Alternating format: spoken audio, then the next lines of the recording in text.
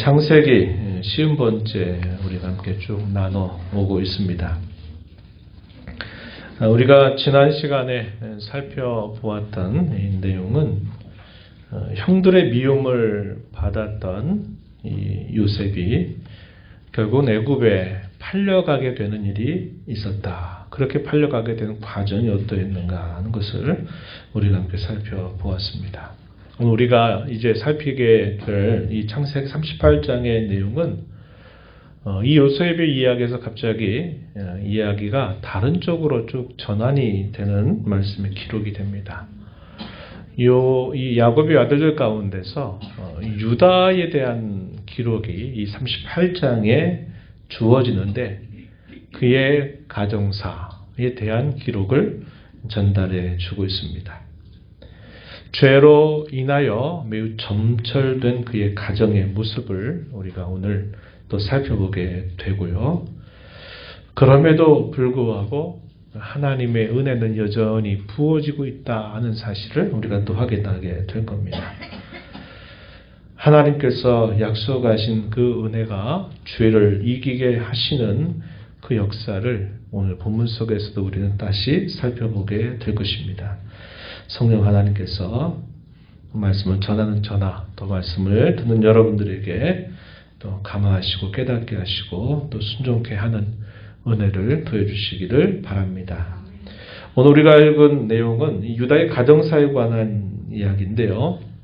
요셉이 팔려가서 애굽으로 결국은 옮겨가게 된 때로부터 이 유다가 다시 요셉을 만나게 되는데 만나게 될 때 이 요셉은 어떤 인물이 되느냐 우리가 너무 잘 아는 것처럼 애굽의 총리가 됩니다. 실질적인 통치자가 돼요. 그런데 이 요셉이 팔려가면서 치리자가 될 때까지 걸리는 시간이 어느 정도의 시간이 흘러가냐면 13년이라고 하는 시간이 흘러간다. 그런 말씀을 드렸어요. 그래서 이 13년이라고 하는 시간 속에 유다에게는 어떤 일이 있었는가? 약 12년, 13년 정도의 세월 동안 유다에게 있었던 그런 여러 사건들을 기록해 주고 있어요. 그런데 왜 이것을 기록하느냐?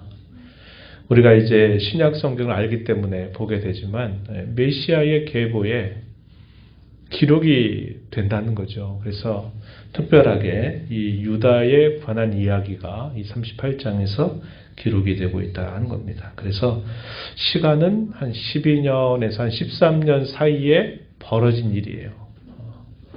이 유다뿐만 아니라 다른 이 유다의 형제들이 총리 요셉을 만나게 될 때까지 시간 속에 어떤 일이 있었는가 하는 것에 대한 기록을 우리에게 보여주고 있습니다.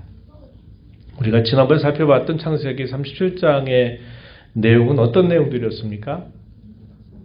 이 형제들이 처음에는 요셉을 죽이자 그가 꿈대로 도대체 이루어지나면 보자 안 될걸 그렇게 생각하면서 그를 죽이자고 공모를 하지만 장자였던 루벤은 그렇게 하면 안 되겠다 싶어서 자기 동생을 아버지께로 돌려보낼 생각을 가지고 있었고 그의 친동생이었던 이 유다는 역시 또 다른 생각을 가지고 이 요셉을 죽이는 일을 하지 않도록 또 다른 형제들을 설득을 합니다.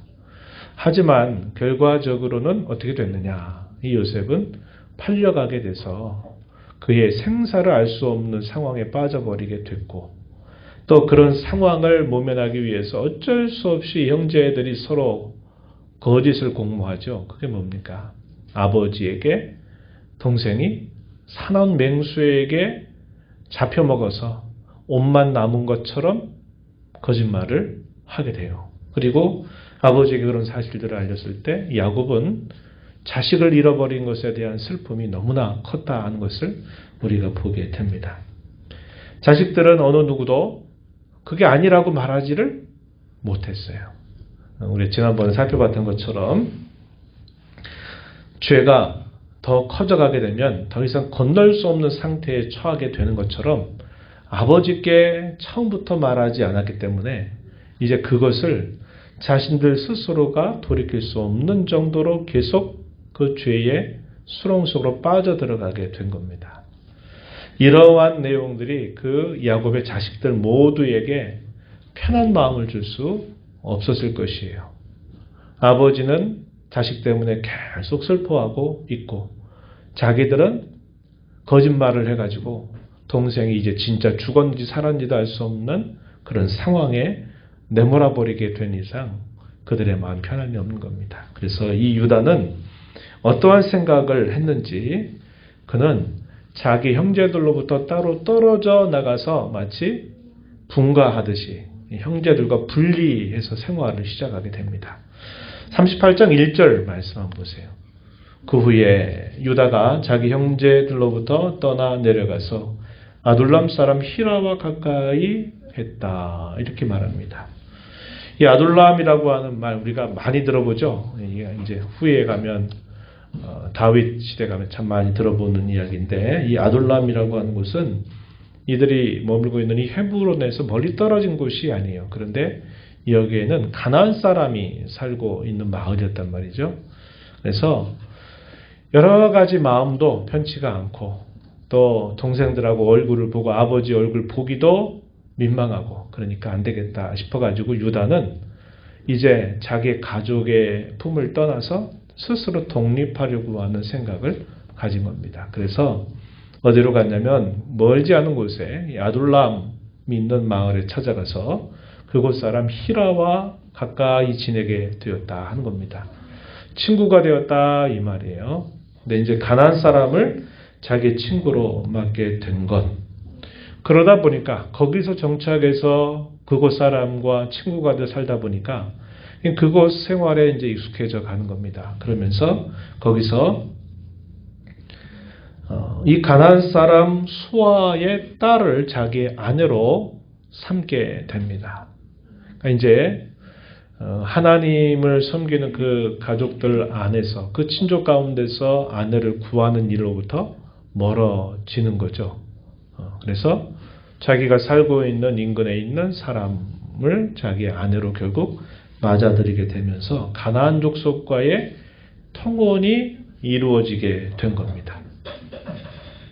하나를 피하기 위해서 이제 떠나간 거예요. 여러 불편한 마음, 동생들 봐도 그렇고 또 아버지를 계속 지켜보기도 민망하고 힘들고 그러니까 좀 내가 떨어져 생활해야 되겠다 이야기는 했겠죠. 그래 떨어져 살고 있는데 그건 피했는데 또 다른 또 어려움을 또 직면하게 되는 일이 생겨난 겁니다. 친구는 사귀었지만 그곳에서 정착하면서 그곳에 있는 여인을 자기 아내로 맞아들이게 된 거죠. 그래서 자신이 누구인가 하는 이 정체성을 잃어버리게 됐다. 이렇게 우리가 생각할 수 있다 하는 겁니다.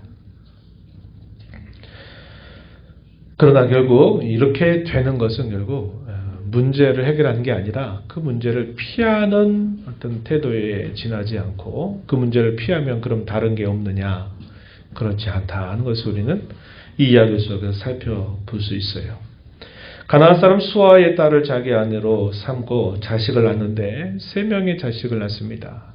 첫 번째 자식은 누구냐면 엘, 오난, 셀라 이 3 아들을 낳아요.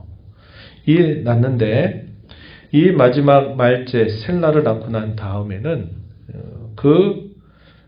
그곳에서 거십이라고 하는 곳으로 옮겨갔는데 이것이 본래 자기가 살던 이 헤브론의 동쪽에 있는 곳입니다. 그곳으로 옮겨서 살아가게 돼요. 그리고 어떻게 하느냐. 첫째 아들이었던 이 에르에게 가정을 꾸려주기 위해서 다말이라고 하는 여인을 만나 결혼을 하게 합니다. 그런데 이 첫째 장자였던 엘에게 자식이 아직 있기 전에 그가 죽음을 당하게 돼요. 근데 성경은 그 이유에 대해서 간단하게 이렇게 말해줍니다. 7절 말씀에 보면 유다의 장자 엘이 여호와가 보시기에 악함으로 여호와께서 그를 죽이셨다 이렇게 말합니다. 어떻게 돼서 그랬는가에 대한 설명은 아무것도 하지 않아요. 그러나 그가 여호와의 치심을 받을 만큼 악을 행했다 하는 겁니다. 어떻게 됐을까요? 태어나면서부터 자기의 뿌리가 이 가나안의 어떤 그런 뿌리를 타고 나서 그곳 종교, 그곳 생활, 그것 문화에 익숙하다 보니까 그것이 정체성이 서로 다른 그런 가운데 태어나서 여호와 하나님이 보실 때 그것이 좋을 리 없었겠다 이렇게 여겨지는 게 있고 또 특별한 어떤 죄들을 계속 범했는지 모르겠어요. 그러나 분명한 것은 여호와께서 보시기에 악하였다. 그래서 자식을 보기 전에 장자를 데려가셨어요. 그렇게 되니까 자식이 없으니까 이 고대 풍습에서는 자손이 있는 것이 정말 중요한 일이었어요. 자기들의 생명보다도 귀하게 여기는 것이 자손들을 계속 이어가게 하는 일이었단 말이죠. 그래서 누가 그 형을 위해서 이 다말에게 후손을 이어줘야 되느냐. 그 아래 차남, 둘째가 그 일을 해야만 했습니다. 그래서 오난이라고 하는 둘째 아들이 이렇게 그 형수의 자손을 이어줄 책임을 져야 되는데 이 둘째 아들 오난이 어떻게 하냐면 그 책임을 피해버립니다. 피해버려서 자식이 결국 없도록 해버린 거예요. 그러니까 이것이 당시에 고대 근동사회뿐만 아니라 우리가 구약시대 같은 경우에는 형사 취수제도라는 게 있어요. 이걸 계대결혼이다 이렇게 말도 하는데 그 남편이 자식이 없이 죽게 될 때 그 동생이 그 형수를 위해서 자손을 이어줘야 될 책임이 있단 말이죠. 이게 이제 특수한 그 상황 속에 주어졌던 하나의 시민법에 해당이 됐습니다. 시민법. 이것이 영원한 법은 아니에요. 도덕법 같이 영원한 법이었다면 오늘도 그렇게 해야 되지만 지금 그렇게 하지 않잖아요. 그러니까 특정한 상황 속에서 하나님이 그런 것을 일시적으로 허용했던 법이다. 이렇게 볼 수 있어요. 그런데 그 책임을 이 둘째가 그 책임을 회피해버리게 되면서 하나님이 그것 때문에 이 둘째 아들을 결국 또 치게 됩니다. 그래서 둘째 아들이었던 오난 역시 계대 책임을 어기는 일을 통해서 결국 그도 죽게 되고 말았어요. 둘째가 죽었어요. 셀라는 어렸습니다. 비교적 어리다 보니까 이 셀라 막내가 클 때까지 그 다말에게는 기다리라고 이렇게 이야기를 한 거예요. 기다리고 우선 자기 집에 아버지 집에 가서 기다리게 되면 이제 이 막내가 크게 되면 자손을 이을 수 있도록 해주겠다라고 유다가 이야기를 했어요. 유다는 시아버지이기도 했고 또 가장이기 때문에 그런 일들에 대한 책임이 잘 이행이 되도록 그걸 돌봐야 될 중요한 의무를 지니고 있었던 거죠. 그래서 다말 며느리에게는 막내가 자랄 때까지 기다려라. 그러면서 집에 가 있어라. 이렇게 이야기를 한 겁니다. 그런데 말은 이렇게 했지만 이 유다의 마음속에는 어떤 생각을 했냐면 이러다가 또 말째까지 죽으면 내 후손이 다 끊기는 거 아닌가. 이런 두려움이 들었던 겁니다. 그래가지고 그걸 어기게 돼요. 어기게 되는 일이 일어나게 된 겁니다. 한편 다말은 자기 시아버지의 말을 듣고 수절을 하기 위해서 자기의 친가에 가서 이제 자랄 때까지 기다리고 있었던 것입니다. 11절 말씀에 가서 보면 11절 하반절에 이렇게 말했어요. 유다가 그의 며느리 다말에게 이르되 수절하고 내 아버지 집에 있어 내 아들 셀라가 장성하기를 기다리라 하니 셀라도 그 형들같이 죽을까 염려함이라 이렇게 표현했습니다. 또 이 둘째까지 죽었는데 막내까지 죽으면 어떡하냐 이렇게 생각을 하고서는 그건 말은 했지만 그것을 이행하지 않게 된 겁니다. 그러다가 이 유다의 아내가 죽게 돼요. 유다의 아내가 죽게 되는 사건이 일어나고 그러던 어느 날 이 유다가 그의 친구였던 히라를 치르와 함께 딥나라고 하는 곳으로 옮겨가서 거기에서 양털을 깎는 일을 하게 됩니다.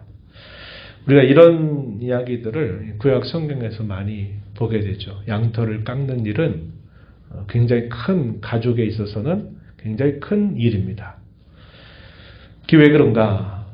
그것을 깎아서 그 털을 가지고서 자기들이 먹고 살고 그것을 누릴 수 있게 되기 때문에 풍요를 기원하는 그런 당시의 고대 근동 종교의 영향을 많이 받게 된다 하는 겁니다.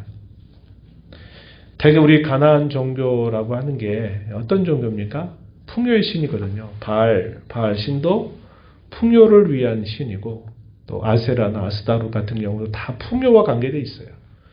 바람이 불고 비가 내리고 또 기근이 아니라 또 물이 적당하게 부어져서 또 그 곡물들이 잘 자라고 추수 잘하게 되는 것과 아주 긴밀하게 모든 신들이 연결이 되어 있는 겁니다.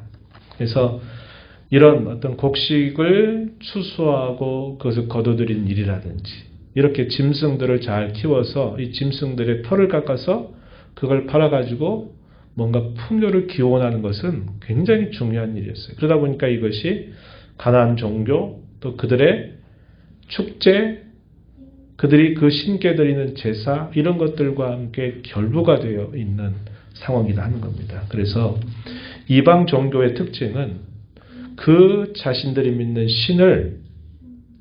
신을 북돋아 가지고 더 많이 풍요를 가져다 주도록 하는 그런 의식들이 항상 병행이 됐어요. 그러다 보니까 여기에는 그 종교적인 이름으로 매춘 행위들 이런 것들을 정당화시킨 겁니다. 그 신에게 더 많은 것들을 낳아주도록 더 많은 풍요를 달라 하는 뜻에서 이러한 것들을 이걸 도덕적이고 윤리적인 어떤 관점으로 접근하는 것이 아니라 종교적인 관점으로 그렇게 접근을 하니까 이런 어떤 성적인 이런 매춘 행위들, 신전에서 행하는 이런 일들을 아무것도 아닌 것처럼 마땅히 해야 될 일처럼 여기는 일이 있었다 하는 겁니다.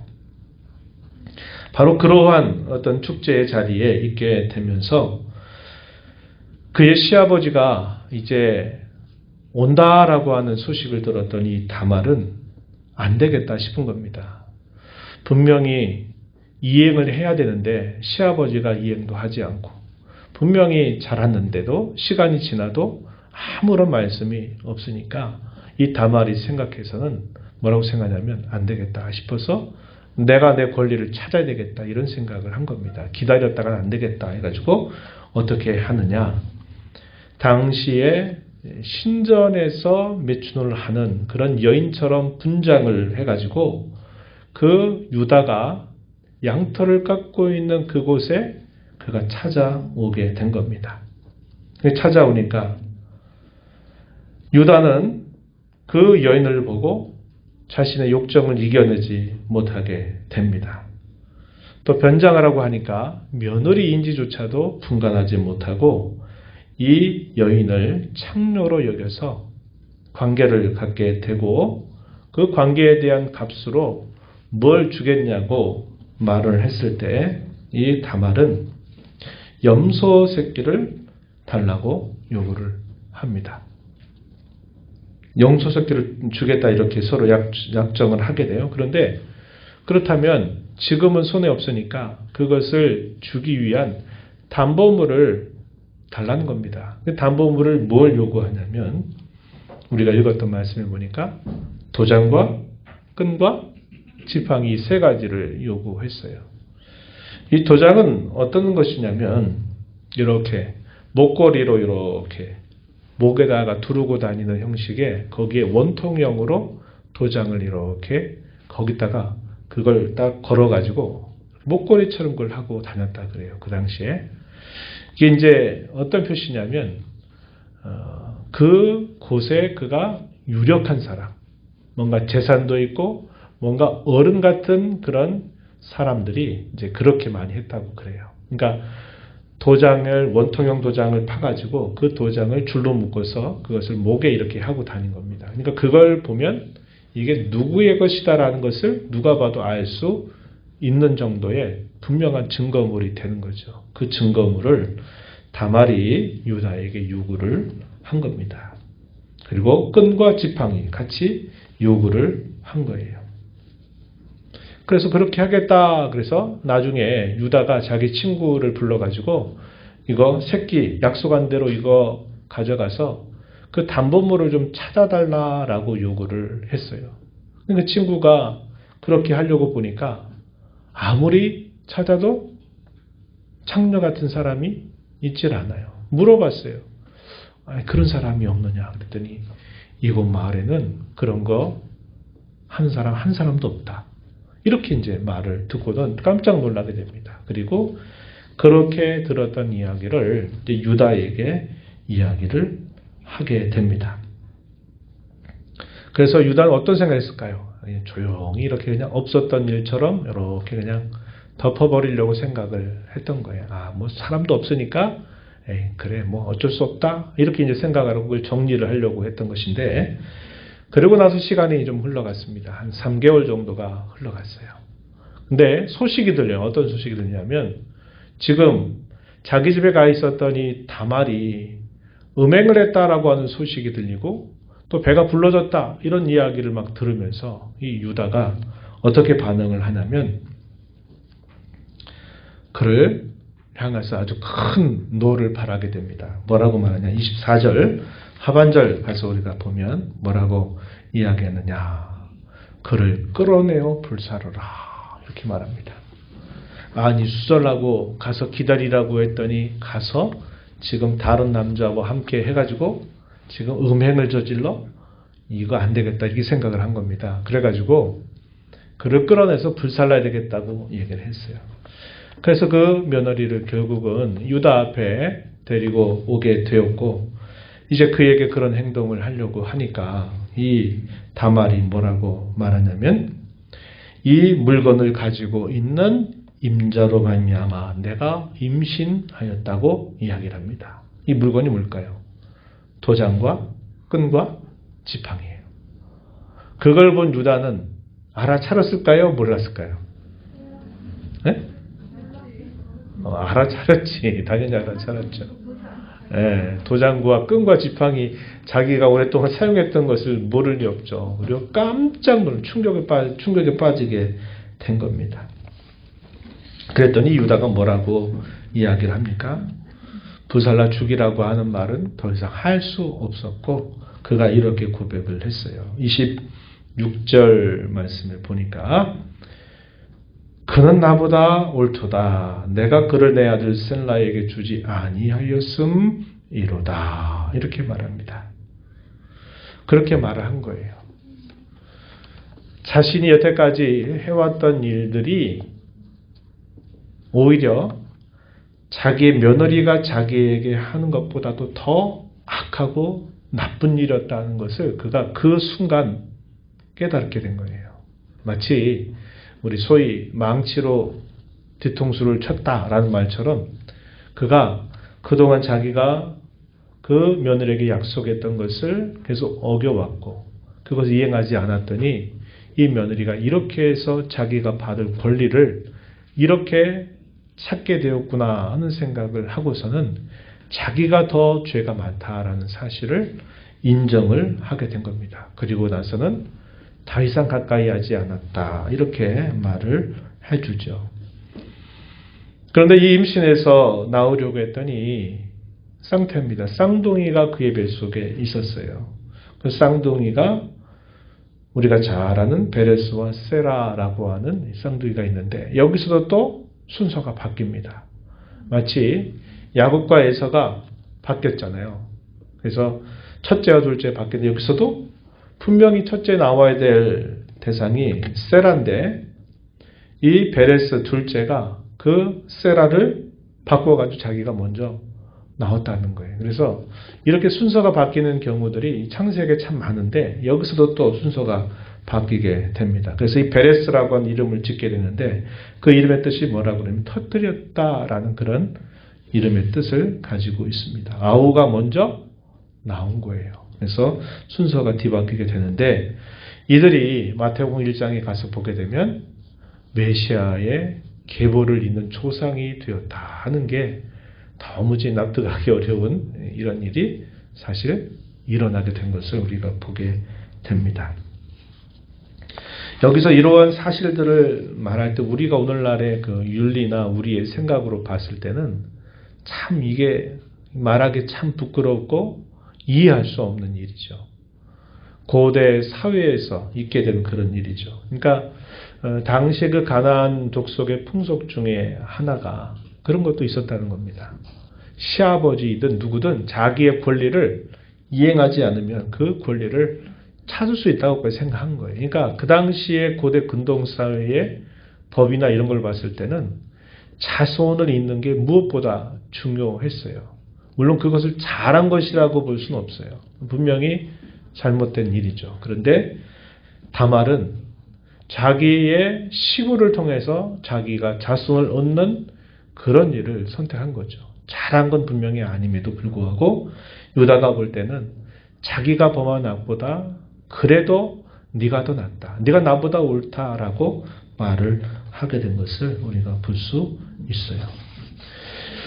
이런 말씀들을 우리가 좀 보면서 참 이런 말씀을 가지고 준비할 때도 저도 참 이게 이런 말씀을 성경이 적나라하게 다 기록을 하고 있는 이런 말씀들을 가지고 우리가 어떤 교훈들을 함께 나눠볼까 할 때는 참 고민스러울 때가 있습니다. 근데 이제 우리가 살펴보게 되는 분명한 교훈은 그거죠. 아까 제가 초대에 그런 말씀을 드렸죠. 자신들이 아버지에게 거짓말을 하고 자기 동생을 팔아넘긴 그 마음의 그 양심의 그 가책을 어떻게 할 수가 없는 거예요. 이미 건널 수 없는 강을 건너버린 셈이 되니까 이제 이것이 그들에게 계속 짓눌리는 일이 되어버린 겁니다. 그래서 기쁘고 참된 평안과 안식을 얻기가 어려워요. 이미 속여놨고 그 속인 것을 그대로 죽을 때까지 품고 그걸 가지고 가야 되니까 그게 아마 괴로웠을 것이다. 이런 생각을 합니다. 죄 문제를 그렇게 해결되는 문제가 아님에도 우선은 내가 피해야 되겠다 생각해가지고 그거로부터 피했더니 오히려 또 이 유다는 그 일로 인해서 자식 둘을 다 잃어버리죠. 자신은 결국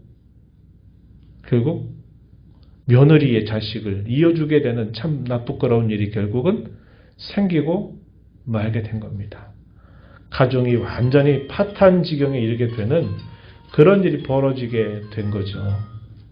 그래서 우리가 이걸 통해서 보는 것은 죄라고 하는 것은요, 피해서 될 문제가 아니고 덮어서 될 문제도 아니고 그것을 별것 아닌 것처럼 이렇게 여겨서 해결될 수 있는 문제가 아니다 하는 것을 보게 되고 그 죄는 모든 정상적인 관계, 모든 정상적인 질서들을 다 흐트러뜨린다 하는 것을 우리가 이걸 통해서 확인하게 되는 겁니다. 그래서 죄는 해결해야만 할 문제이지 그저 그것으로부터 도망치고 피해서 해결될 수 있는 문제가 아니다 하는 것을 우리는 다시 한번 배우게 되는 겁니다. 그런데도 안타깝게도 수많은 사람들은 이런 처세술을 가지고서 세상 가운데 살아간다 하는 것입니다. 하나님을 알고 하나님을 섬기는 성도들이 더욱 그러면 안 되는데 우리도 이러한 실수를 자주 반복하고 살아가고 있다는 것이 우리에겐 참 안타까운 일이 아닐 수 없는 것입니다.